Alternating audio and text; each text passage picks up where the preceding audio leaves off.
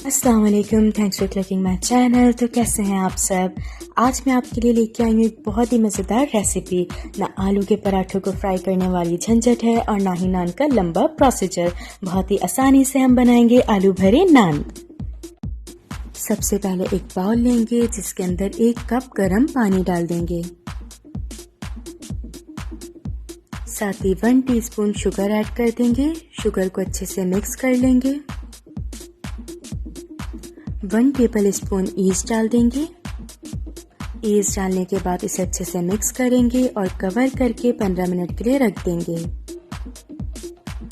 तो यहाँ 15 मिनट हो गए। अब हम इसके अंदर 2 कप मैदा डाल देंगे।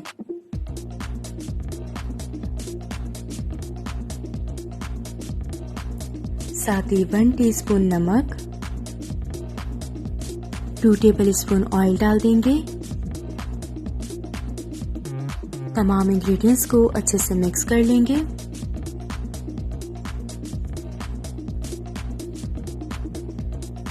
तो यहाँ ये मिक्स हो चुके हैं। अब हम इसे 20 मिनट के लिए कवर करके रख देंगे।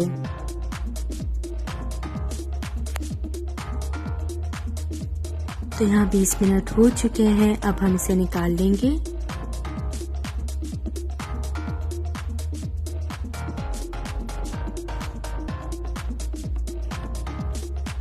और अब हम इसके 2 पेड़े बना देंगे।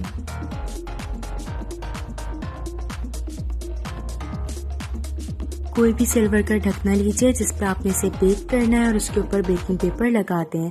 साथ ही अपना ये एक पेड़ा भी इस पे रख दें और ऑयल की मदद से, ब्रश की मदद से इस पे ऑयल भी लगा दें। अब हाथों की मदद से इसे अच्छे से फैला दें गोलाई शेप में।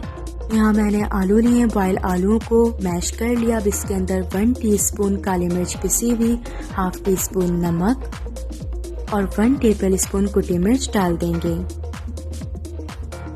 तमाम इंग्रेडिएंट्स को अच्छे से मिक्स कर लेंगे। तो ये अच्छे से मिक्स हो चुकी हैं। अब हम आलू के भुर्ते का भी गोलाई शेप में एक पेड़ा बनाएंगे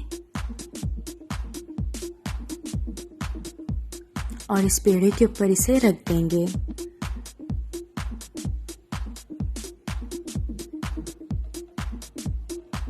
साथ ही इसके ऊपर चीज भी रख देंगे। मैं यहाँ पे मोज़रेला और चेडर चीज दोनों मिक्स यूज कर रही हूँ, तकरीबन 50 ग्राम। इस तरह से अच्छे से पेड़े को बंद कर देंगे और अगेन हाथ की मदद से इसे गोलाई में फैला देंगे।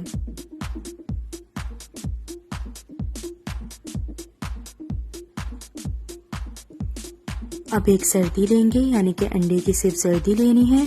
इसके अंदर 1 टेबल स्पून ऑयल डाल देंगे। अच्छे से इसे मिक्स कर लेंगे।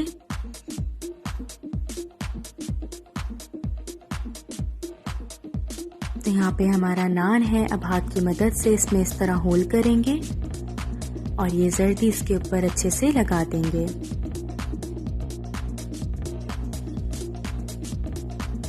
साथ ही थोड़े से सफेद तिल और साथ ही कलौंजी इसके ऊपर गार्निश कर देंगे। तो चलते हैं फिर नेक्स्ट स्टेप की तरफ। यहाँ पे मैंने एक बड़ी पतीली ली है जिसके अंदर एक स्टैंड रख दिया है। अब हम इसकी मीडियम फ्लेम कर देंगे।